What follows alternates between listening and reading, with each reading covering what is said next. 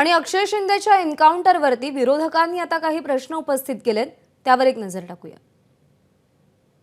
क्या इस घटना को अंजाम किसी संस्था चालक जो थे उसमें से किसी ने इस घटना को अंजाम दिया था और किसी और आदमी को इसको फंसाने की कोशिश की गई, और अगर वो सच बताने की स्थिति में अगर आया है तो उसकी आवाज बंद कर दी गई है।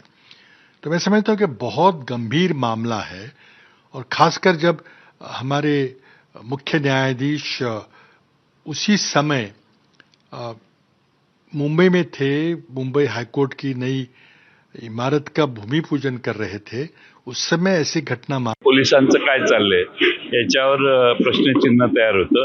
कारण बदलापूरच्या आरोपीची सविस्तर चौकशी करून त्याला जी तिथल्या स्थानिक संस्थेने पाठिंबा दिला, पोलिसांनी उशिरा केस नोंद केली, या सगळ्यांच्यावर प्रकाश पडला असता। पण ही पुढच्या सगळ्या चौकशा थांबाव्यात म्हणून यात असं काही झालंय का ह्याची आता परत चौकशी करावी लागेल। कारण एखाद्या आरोपीच्या हातात पोलिसांचं रिव्हॉल्वर लागणं हे अतिशय गंभीर आहे। या प्रकरणात हलगर्जीपणा करणारे हे सगळे जे पोलीस कर्मचारी आहेत ते तात्काळ निलंबित व्हायला हवेत। या प्रकरणामध्ये संबंधित सगळ्या आरोपींची आणि तपास करणाऱ्या अधिकाऱ्यांची सुद्धा नार्को टेस्ट व्हायला हवी।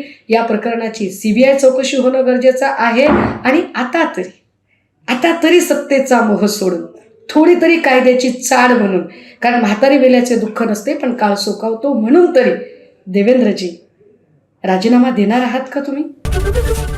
एबीपी माझा, उघडा डोळे बघा नीट।